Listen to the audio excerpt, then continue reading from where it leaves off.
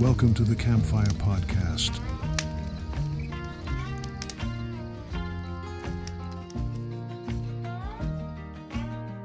Can I get a hurry? No, you cannot. All right. Welcome back to the Campfire Podcast. I'm your host, Feston, joined by my three best friends, Isaiah, Xander, and Riley. What's up? In this second episode of the show, we're going to talk about God and relationships and what does that look like. How is your relationship with God affecting your relationships with people, with friends and family? So join us as we do this thing. So first question that we can all, as a collective, examine is, how should our relationship with God affect our relationship with people? Like, how should my relationship with God affect my relationship with Zaya, or Xander, or Riley? Tension in the air. You can cut it with a knife. Oh. All right, so let's jump into this one. How should your relationship with God affect your other relationships? I think your relationship with God and affecting your relationship with other people too is different than how a lot of people look at it, because God says that everyone is valuable to him and that everyone is loved by him. And you can see a lot of people in the world. It's like evil people, stuff like that, like terrorists.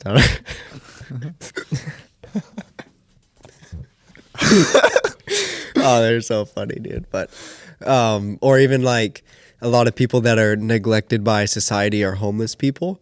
And I think the way our culture looks at that is that they just don't have any value. But if you believe what God is telling you and you want to live for him, then it doesn't matter what anyone is saying to you or what the society is saying. It matters what God is speaking to your heart.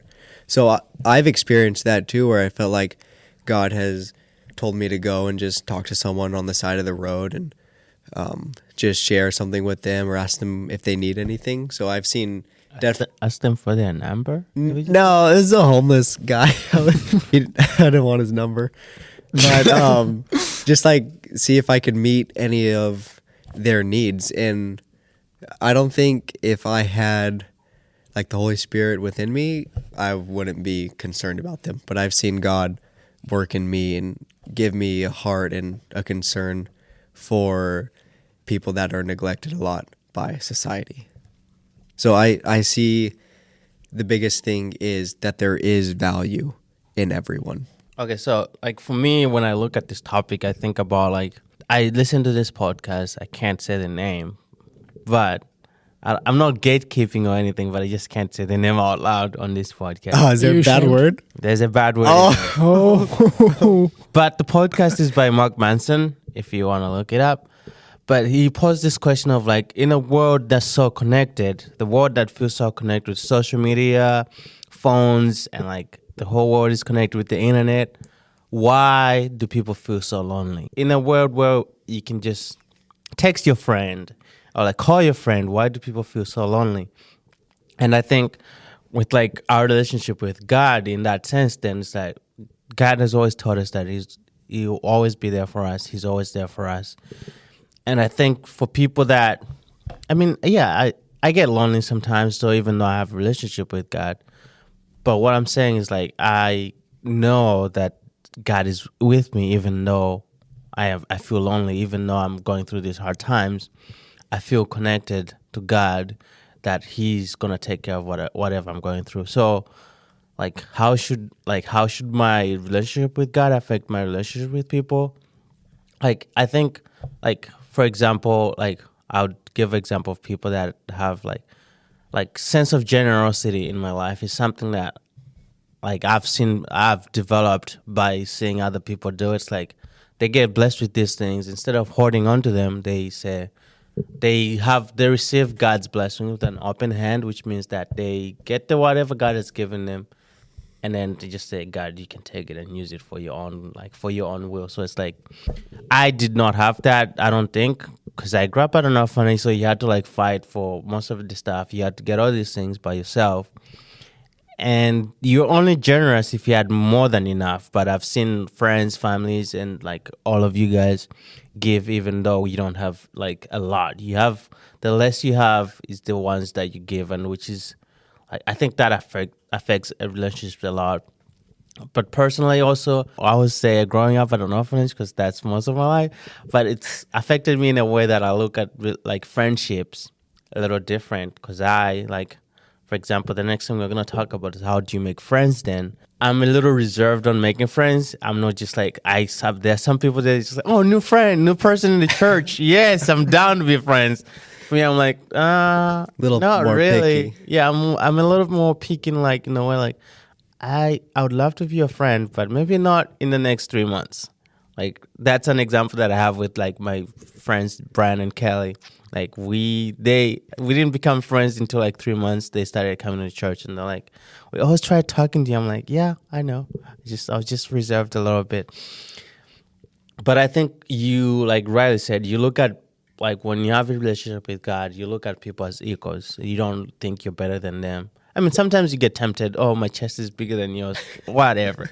But most of the times you get tempted to, like, God gives you this sense of, like, you and that person are equal. Like Riley said, like talking to a homeless person. For other people, that does not cross their mind. Like, oh, let me stop my car and talk to these people. I see if they need help with anything.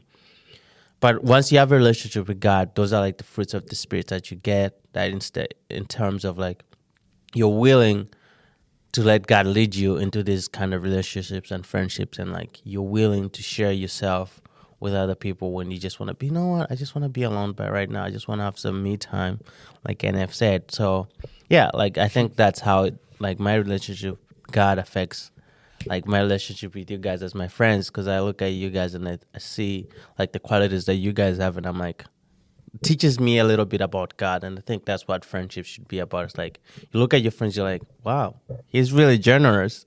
I don't think I would have shared my ice cream with someone, but they just went in themselves. But stuff like that is like having family, like I came here because of Kim and Kirk, and like seeing them with their relationship with God, and how God has helped, has directed their lives and given them so much, and how much God has allowed them to give so much because He's blessed them. And they're like, God, this is yours, and you can use it. Same thing with most of you guys' parents, because I know them too. They're like family to me.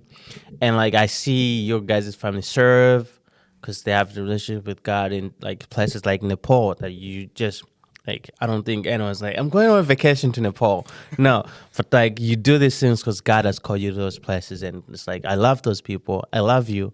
And you get to love on those people because I love you. And I think that's how your relationship with God should affect your life, in terms of like you look at people and you're like, I want to show them the love of God that I have, the love that God has shown me. I want to show it to other people. Yeah, and then I think that's where I look at it. I don't know if you guys have any more like perspectives on it. Like, I know you have better hair than Riley, but do you think Riley has a receding hairline? So Hey, it's hereditary. I can't do anything about it, but you can get a hair implant. Anyway, I'm not LeBron James. talk to me about what you guys think like your relationship with God should affect your lives on here. I have like a comparison though that I've like been thinking about. But it's like God like calls us to treat others how we would want to be treated, versus like if you look into other religions, they say don't treat people how you don't want to be treated. And I think that's cool, because it's like through that God is calling us to love people, not just to let them just kind of deal with their problems by themselves, let them meditate, or like just kind of have their own time by themselves. And I just think that's kind of cool. And it's just like a different view that like as a Christian, we kind of look at it differently in that way. What Jesus said too was really messing with everyone's common sense back in his time too, where he said, you have heard it said to love your friends and to hate your enemies, but I say that you love your enemies and you pray for those who persecute you. And that is so against my nature, and I think everyone else's nature too, Just to do you. that. Just me. So yeah, when like if you're following Jesus and stuff and you're doing what he says, he really changes your heart in that way. Isaiah, what do you think? I think you nailed it on the head. I did? Yeah. Oh, way to go.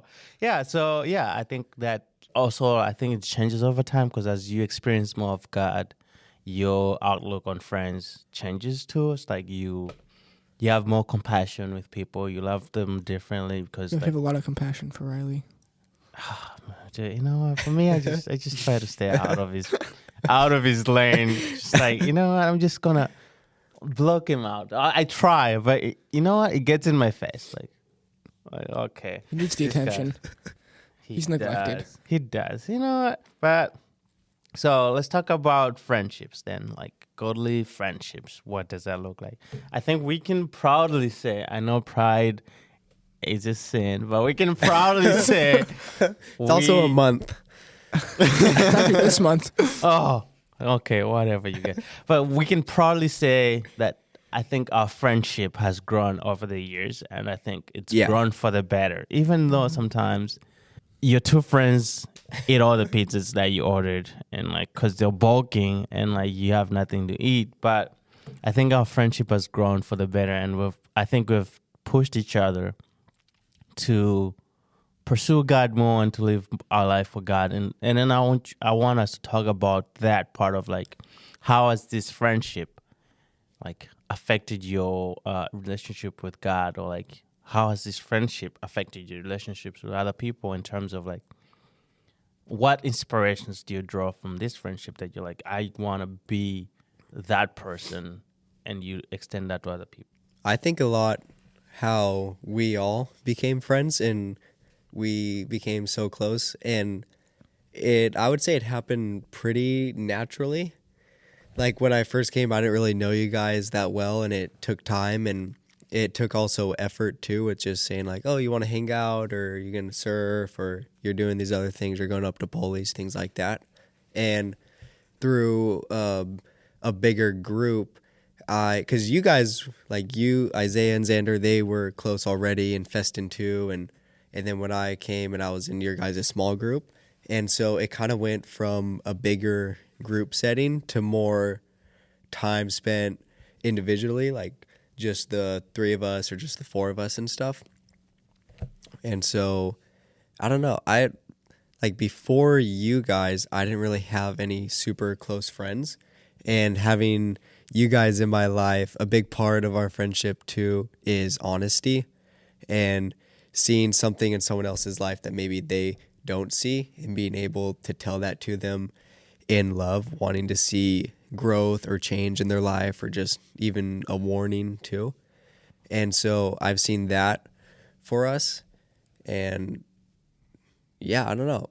Just having you guys in my life has been a big blessing that I'm thankful for. And what Festin said too, I'm thankful also that we've grown closer together, and then we've also been able to push each other to like outside of our comfort zone, or push each other towards like the goal in our life, which is to glorify God and bring others to him. And it's really rad too to do it with Isaiah and Xander in the youth group too, and seeing how the younger boys, the junior high boys or high school or whatever, how they can look up to you guys and things like that, and look up to Festin too, and just be an example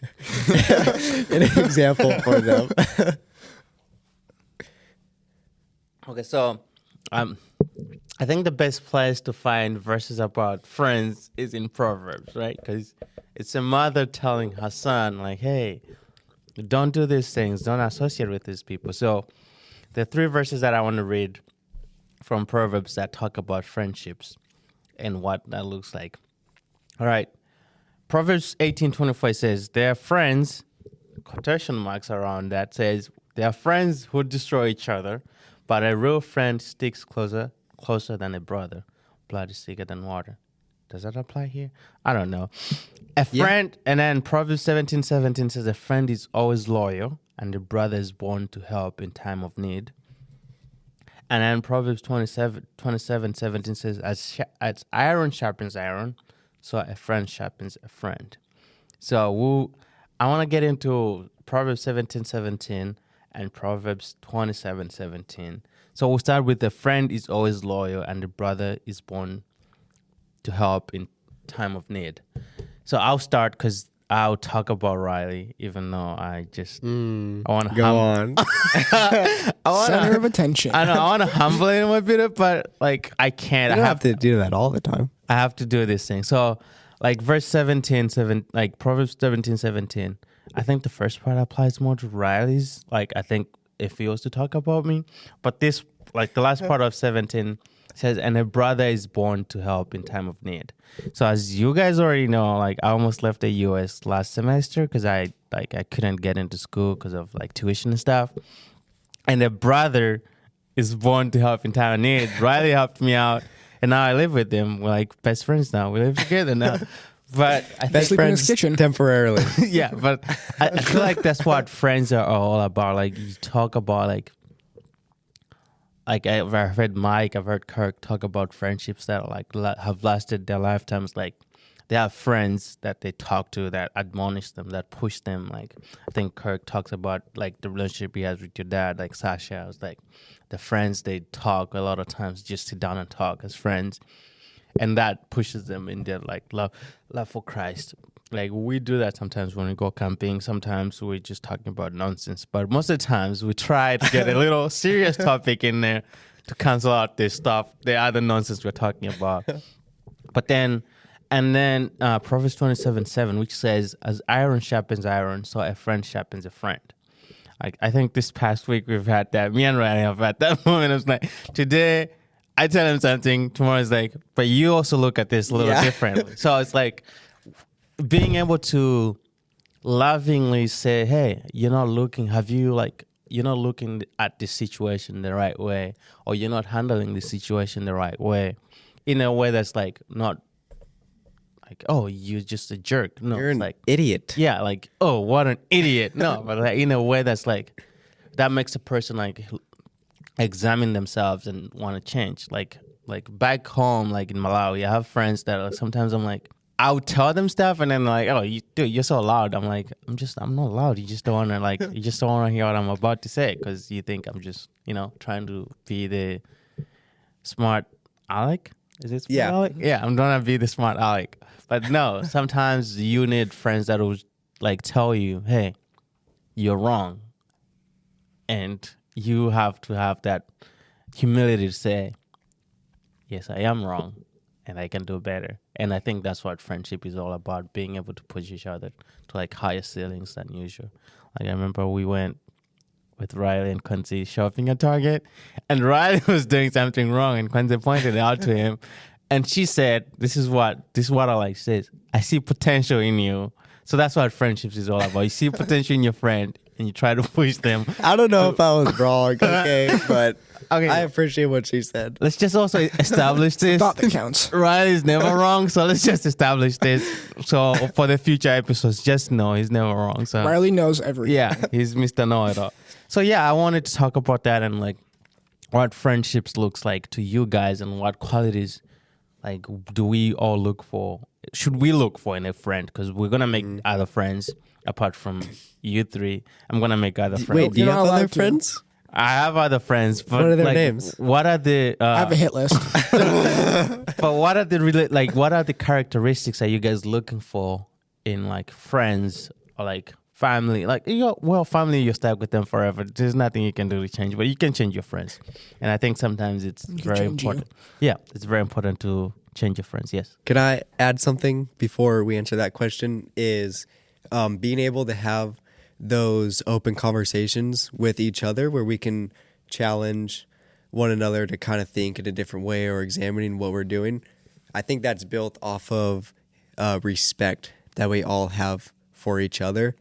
And we've grown together and we know that we can value. Correction. I've watched you guys grow. You've already You were a been baby too.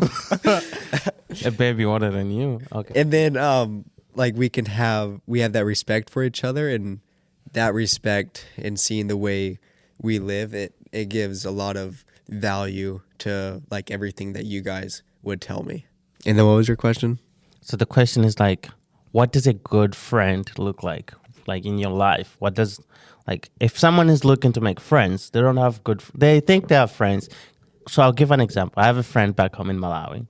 He thought he had friends, but then they went out, and his friends started gossiping about him, the friends that he thought he had. So it would be like Isaiah and Riley talking bad about me when I thought I had friends. So We've never done that.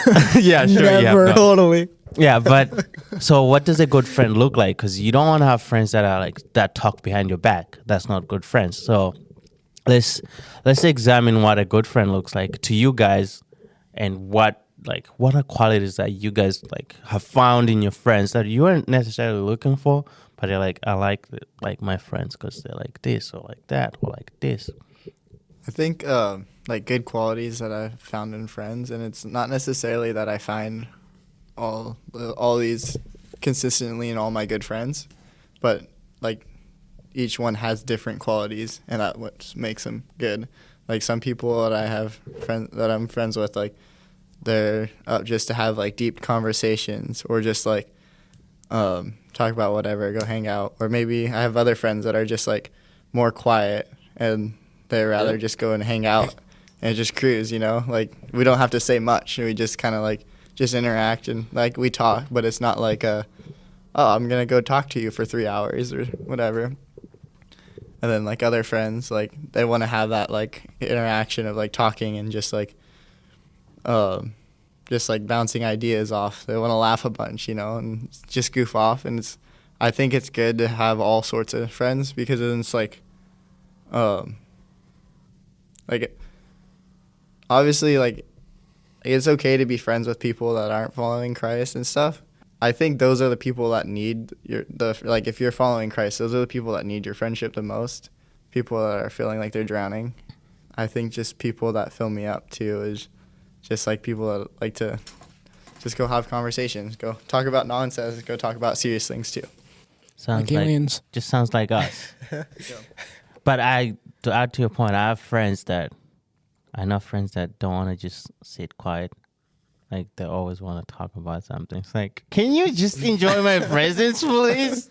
Like, oh, what do you think about this? Like, oh, I'm not trying to think right now. I'm just trying to enjoy the moment. But yeah, I feel like friendship should be, life is like you're climbing a mountain, and if you have friends that can help you up the mountain, you can help them up the mountain towards the end goal. I think that's kind of what friendship is supposed to be. Pushing people and having people that will push you and are not afraid to call you out on your crap and tell you you're wrong. Isaiah's been saying crap a lot today, but He's working on it.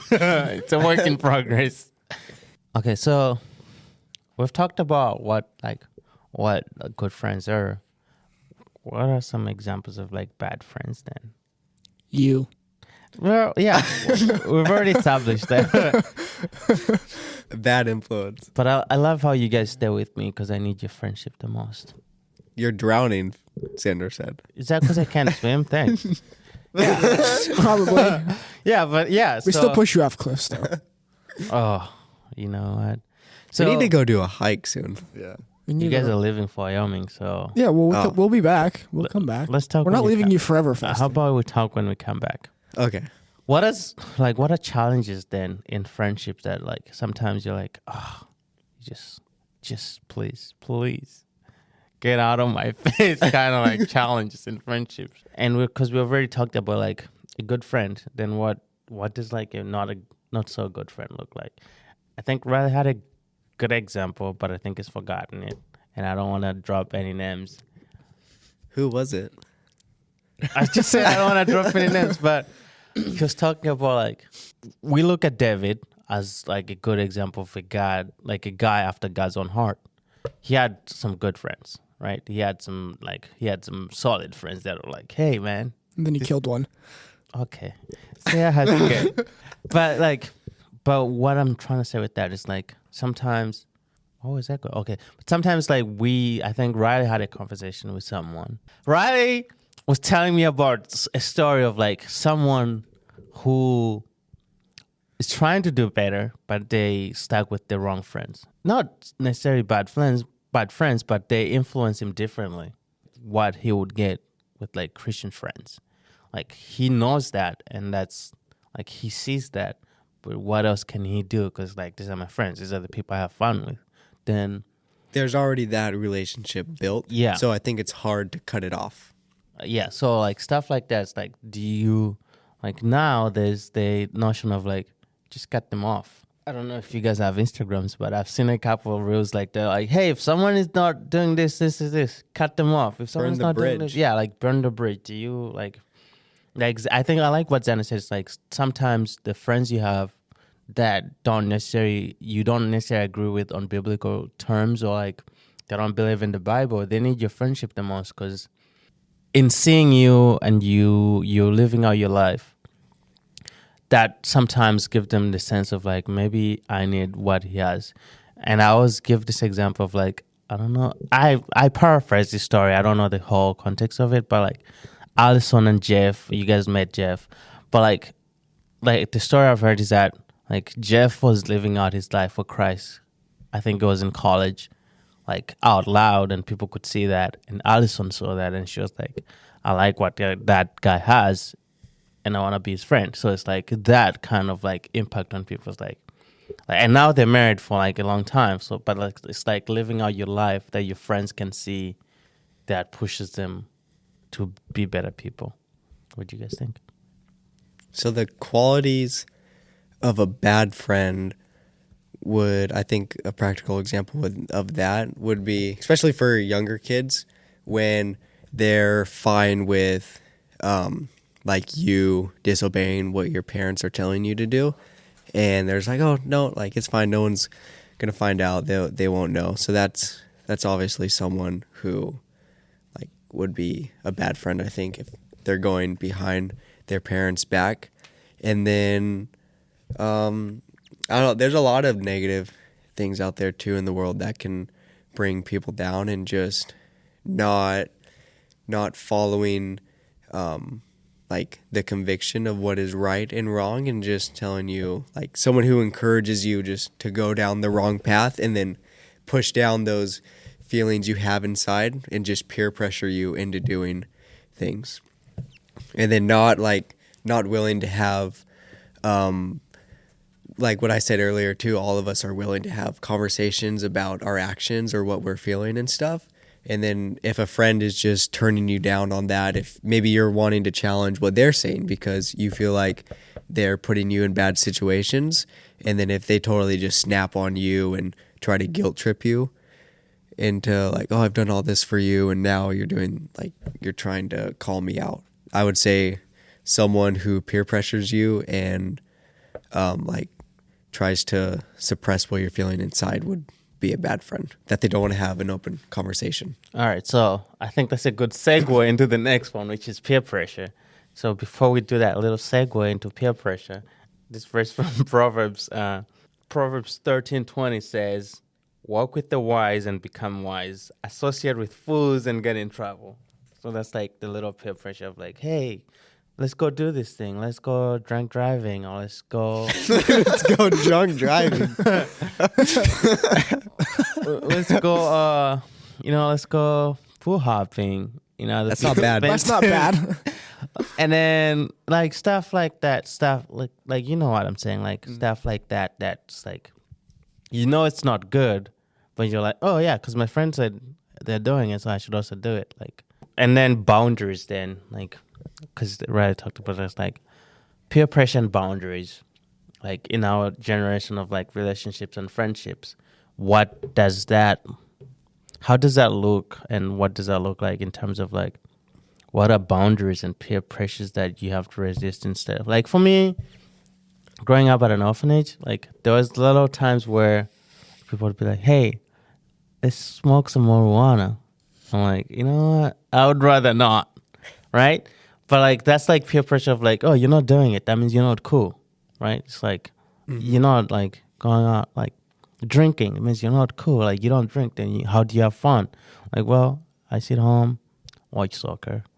I sit home, take naps. Sounds fun. It's very fun. But like stuff like that, just like peer pressure, and then you having to draw boundaries. Like, do you guys have examples of stories that you've heard of, like people being like peer pressured into something, or people having boundaries? Like, I'm coming home at 8, and I'm going to bed at 8. I'm not going to be out with you guys when you guys are doing these things. Before we move into the most dreaded question of the day, so come on, Somebody stall. Mike has a story about he was playing golf with some friends. Mike plays golf. Yeah, he doesn't really like it though. Okay. But he was playing golf with some friends or whatever, and they're like, "Oh, whoever finishes last has to chug a beer." And he's like, "No." They're like, "What? Come on, you have to do it." And he's like, "No," because Mike doesn't want to drink, and so he was able to stand strong on his conviction by not caring what they thought of him, but just standing true to what he thought was right for him.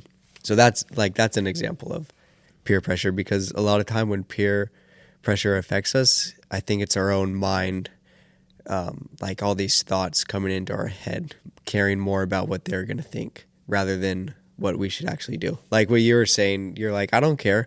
I don't want to drink or smoke marijuana. I just want to do my own thing, do the things that I enjoy, and I don't enjoy that. So why would I do it? And it doesn't matter. Yeah. All right. So to the question we, maybe some of you have more to say here, but we're into dating and faith. Like what? Like how do we approach romantic relationships as young men in Christ? And yeah. That's the question. How do we approach dating, romantic dating, not just like, hey, let's go on a date. Like, how do we approach romantic relationships, like through like the lens of our faith?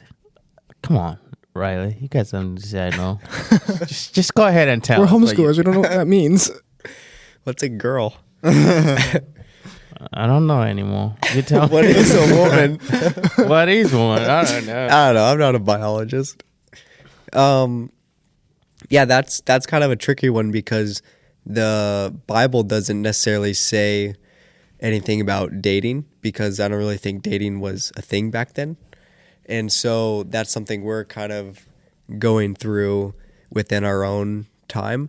But you can still draw from the truths of God's word, how we talked about how you treat others and things like that. And that can be applied to dating.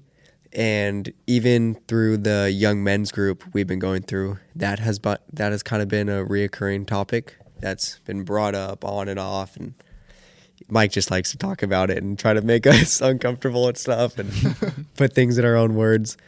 But one thing my dad told me is, this is about marriage, is he said, you want to marry the person who you can't see the rest of your life without. Like, you want to spend the rest of your life with them and you can't imagine it without them. So, but when you're dating, I would say it's much more like laid back. I don't think you need to be at that point yet. It's like the interviewing process. Yeah, it's kind of like you're seeing people who you like and stuff, and then you're going from there. And there's definitely qualities that I believe everyone should look for. Like what? Please, school us, please. A lot of similar qualities in a good friend too, because I know you don't like this, but a lot of people would say that, okay, my wife is my best friend. I remember you telling us, don't say that at our wedding, because you want us to say, You want to be our best. yeah. Yeah, because I don't want you as my friends to be like, oh, I'm so glad I'm marrying my best friend. No, you're not. I'm your best friend. You're not marrying your best friend. I'm your best friend, so why should you say I'm marrying my best friend? Who am I marrying then? You're marrying your girlfriend. Your fiance. Yeah, your fiance. So definitely someone who you really enjoy being around and you feel like you can be yourself around. Someone who has the same values as you, whether that's like like what God says in the Bible, things like that. I also think political things are important too. To be American. Yeah. Man. Everything's Wait, about it took us politics. one episode, we got Yeah. political already. yeah, let's get political, guys. Like everything in America has That's to what we go need, back more to politics. But I also think that is important because your own political views can also show your moral values. And I don't know, if you're someone with a more like laid back personality, I think someone who's like that can be good for you, or someone who's more adventurous, it's good to find someone like that. But everyone has their own preference and kind of what they're looking for and how God has made them. I don't necessarily believe in the one either. Like, you need to be looking for the one when you're in a dating relationship. Should you be looking for the two? No, you didn't. You're not. No polygamy. I'm not advocating for polygamy, but I don't necessarily believe that God has created a specific person for you.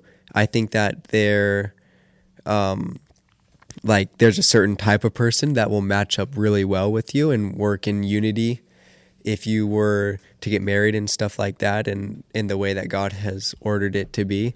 But when you're approaching dating, you're kind of looking for someone you like with similar interests, I would say, and then you're also asking difficult questions. You don't want to just be all butterflies and rainbows. Oh, what's your favorite color? Yeah, unicorns and Blue. stuff like that. It's good to ask more difficult questions to see who they really are on the inside. Like what bothers you, what makes you angry, how do you respond to that? Like, how do you deal with anger? Like, what's your family like, your background, the things you struggle with? So I think it's good to get into those deeper things and kind of find out the sooner the better, rather than just having this dating process going on and then you realize, okay, I don't think we're compatible, or we're going to work well with each other, or our lives are going two different ways.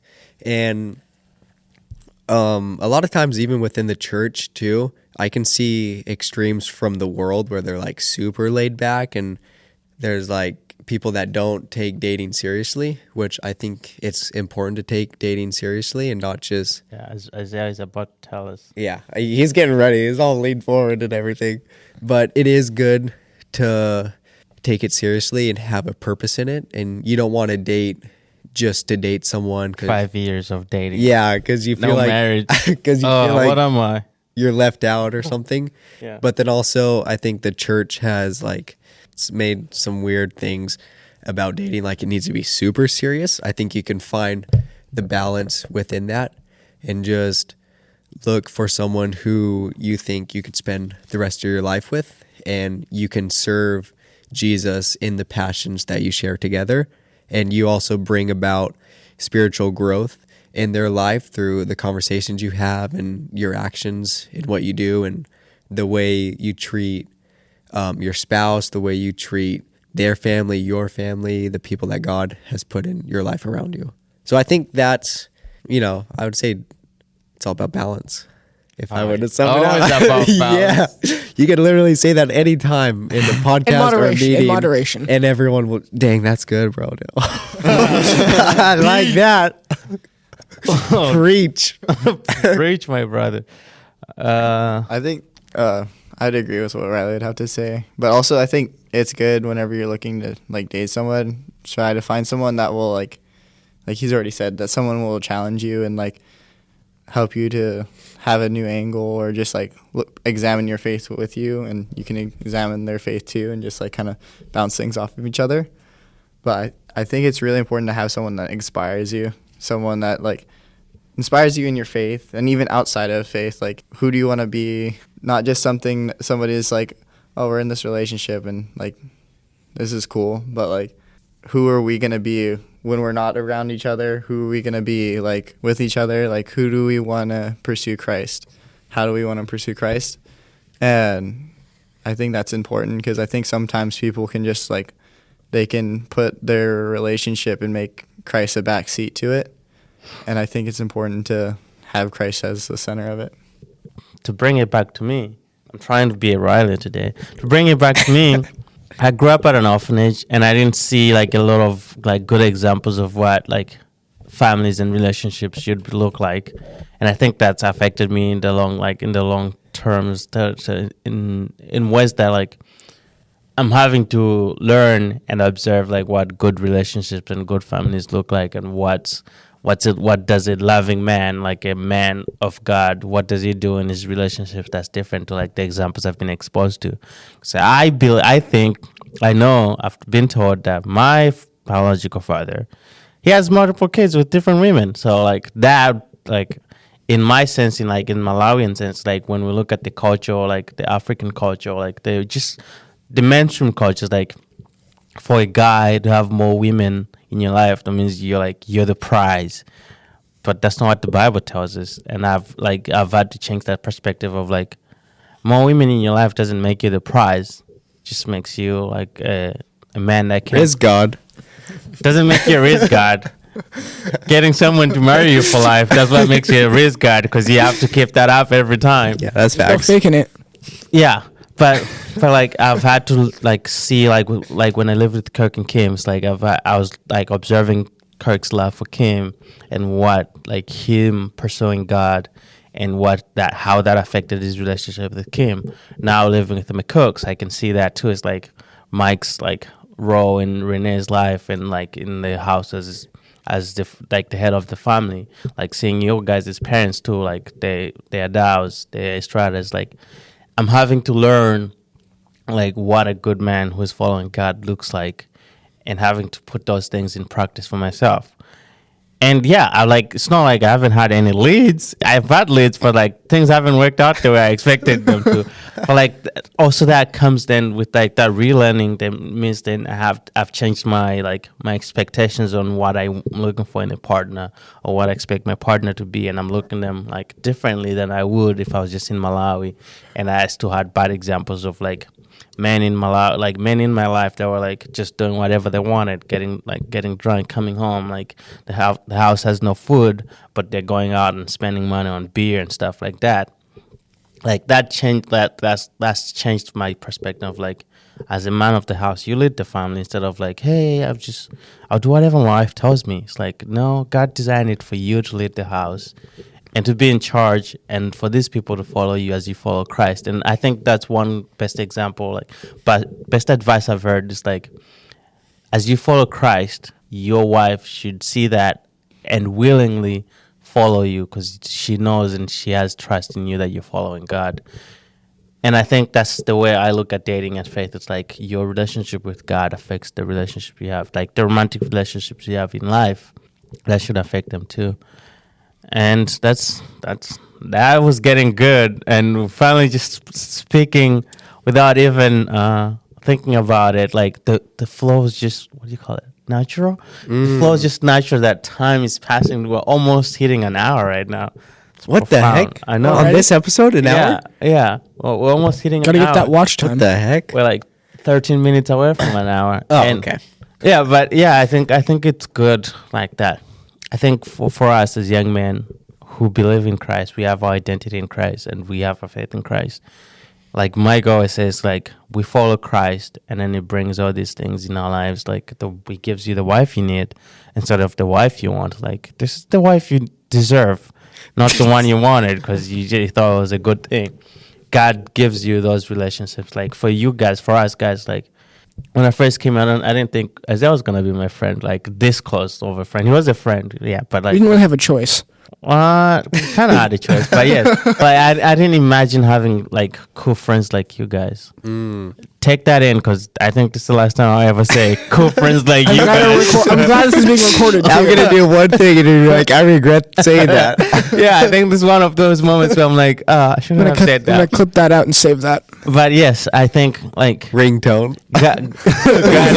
God gives you the people you need, like in your life, in certain areas of your life. Like now I have friends that are like generous. I have friends that are patient. I have friends that are like always having fun. Like I need that to enjoy what God has given me. All right, and that's the end of this episode. As always, hit the follow button. Fart? share- Did you just say fart? Yeah, fart the follow button. as always, hit the follow button, like the show, and just subscribe if you have to, or wherever you get your podcast. Would love for you to keep joining us on these journeys. We're about to record the 3rd episode in this series, and we'll bring you more. But we hope that you leave a review when you listen to this Positive podcast. one. Tell us what you think. You can be critical, especially with Feston. You can be negative, but please Don't us hate give me comments. negative, please. I can't Riley can't take it. have that. yes, please. He's a sensitive little boy. Yeah. Affirmations only. Please write in his affirmations only, but we appreciate any feedback, and we're willing to work on what we can do better and should do better. And please just say it with grace, because Riley might spiral. cry. I have to go home to mommy. Yeah, you might go home and be, Mom, these people don't like me. Mom, I started the podcast. yeah, and nobody likes me. So yeah, and they please. did this thing called constructive criticism. Yeah, please like, follow, share, and leave us a review. That really helps. That's going to help us. We've heard that reviews help the show. So please help us out, reach out to people. Thank you very much for joining us. We out. Peace. Shoot. Right? Do this. Do this, etc.